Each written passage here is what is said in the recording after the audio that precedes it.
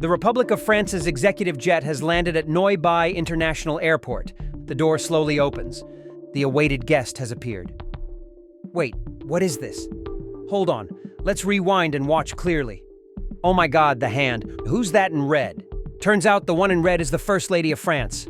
So the First Lady just gave Mr. Macron a playful pat right before he made his public appearance in Hanoi. Quite the tease. Macron's expression upon realizing the door was opening and revealing everything before him was priceless. French President Emmanuel Macron has become a living comedic character. Not because he makes people laugh with him, but because people laugh at him. Online, he's got all sorts of mocking nicknames. In real life, there are protests demanding his resignation. Few remember that Macron once achieved a remarkable feat, becoming France's youngest president elected to 2 terms with a fresh, decisive style and a reform agenda hoped to bring Europe's second-largest economy back to its golden days.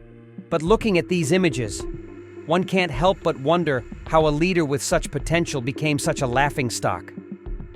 One day in 1993, on the theater stage of a high school in France, French teacher Brigitte Trogneux, also known as Bibi, stood up to congratulate her students after a perfectly successful play. After the applause with a smooch, Bibi had her first kiss with her student, Emmanuel Macron. From that moment on, they knew their lives would be intertwined forever. Their love overcame so many storms, so many separations. The reason is that they were like mismatched chopsticks. Bibi married very young at just 21 and was still a student. However, a turning point came when Bibi, at 40, a mother of 3, fell in love with her 15-year-old student, Macron. The problem was that one of her daughters was Macron's classmate. The media always tried to paint this love story as truly romantic, like love at first sight, love conquers all, and so on. But let's look at the true nature. This woman was married, had plenty of children, yet she cheated with a student in her class, right in front of her daughter. And that kid wasn't even of legal age. Try switching it around. A male teacher with a female student, and that student didn't happen to become the French president, and I bet the media and public opinion would go wild. But anyway, Bibi's cuckolded husband didn't even suspect the young punk, who frequently came to their house with flowers and champagne. You can't blame him. How could he guess that this guy's target was his wife, with her incredibly charming and sharp eyes, and not his daughter?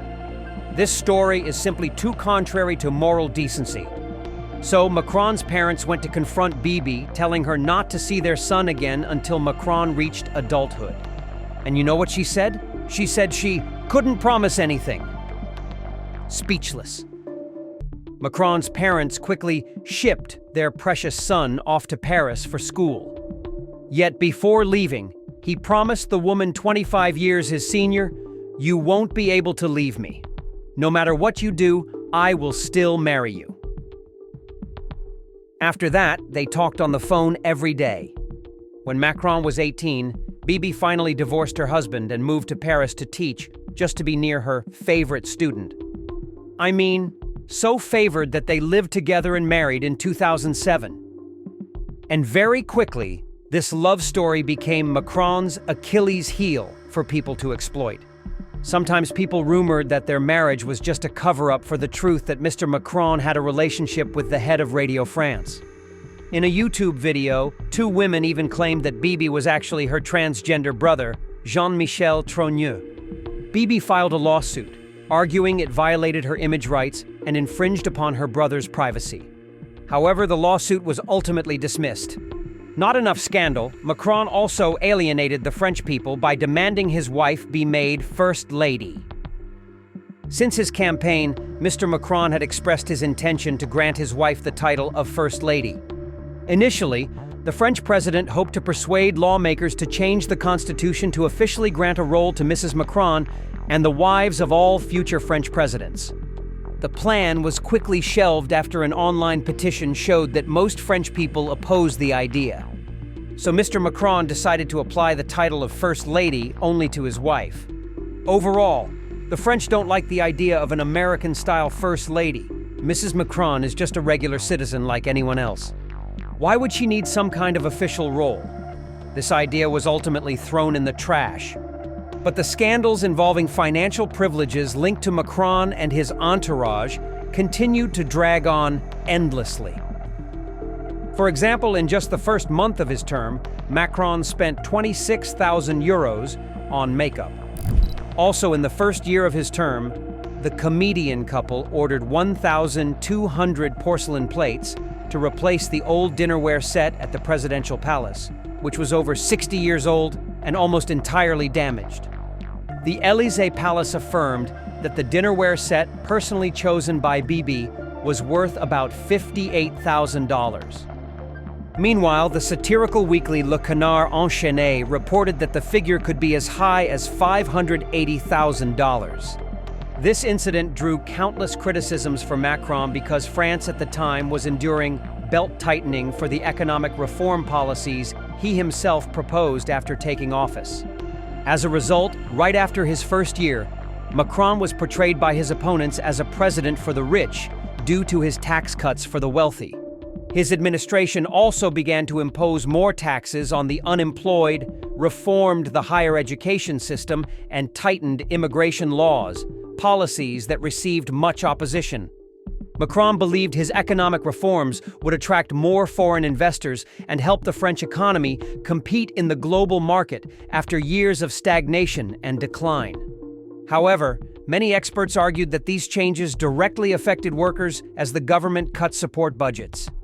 When Macron made it past 2020, the French people dug up that the country's most powerful couple spent $600,000 to buy flowers to decorate the Élysée Palace in 1 year.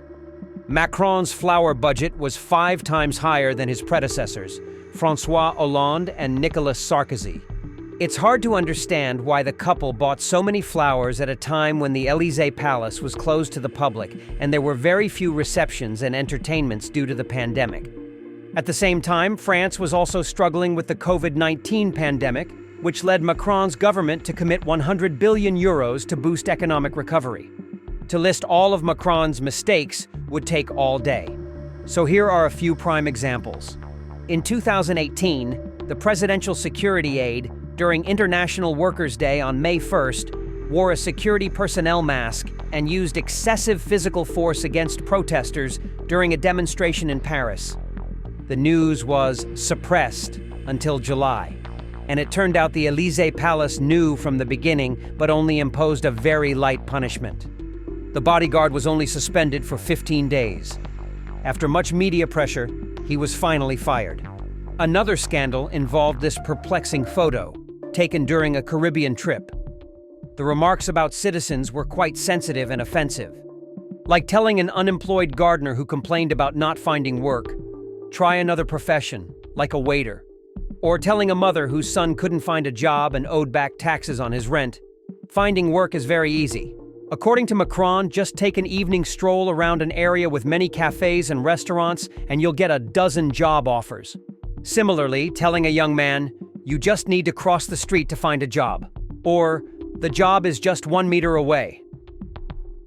When all of France was boiling over Macron's pension reform, even while chatting with reporters to demonstrate the necessity of raising the retirement age, he quietly took off an 80,000 euro watch from his wrist under the table. Was this appropriate in a conversation about protests by disgruntled unions and the plight of those earning minimum wage? All of this led to Macron being seen as arrogant and out of touch with the common people. He also had some strange initiatives, like going to Burkina Faso, an African nation that was once a French colony, and declaring his desire to elevate the French language to become the #1 language in Africa and even the world within a few decades. The French president also planned to spend hundreds of millions of euros to promote the French language in the Dark Continent, which has the fastest population growth rate. Perhaps Macron was relying on the forecast that due to Africa's population boom, there would be over 1 billion people living in French-speaking countries by 2065, ranking only second to English-speaking countries. However, he forgot that not all residents of French-speaking countries use it as their official language. This initiative caused the Gallic Rooster leader to face a barrage of accusations that he was trying to suppress local cultures in favor of French, evoking the pain of formerly colonized peoples. And when the Russia-Ukraine conflict erupted, Macron had even more opportunities to perform comedy, from wholeheartedly supporting Ukraine, angering his own people. He planned to form a voluntary coalition to deploy troops to Ukraine after the conflict to ensure peace, but hardly anyone responded. Who can believe that in this context, Russia will stop at Ukraine? Russia has been and will continue to be a threat to France and Europe. And then he was slapped in the face by President Putin, who referenced Napoleon Bonaparte's invasion of Russia in 1812. There are still some who want to go back to the time of Napoleon and forget how it ended. Not to be outdone, Mr. Macron retorted that the new leader is the real Napoleon. I mean, a Frenchman comparing a Russian to France's great emperor? It just sounds wrong somehow. Mr. Macron is in Vietnam, so he should take the opportunity to visit Dien Bien Phu, lest he forget history. Didn't his wife teach him anything? If you found this content helpful, please hit like and subscribe to give me more motivation to create more videos. Thank you so much, everyone.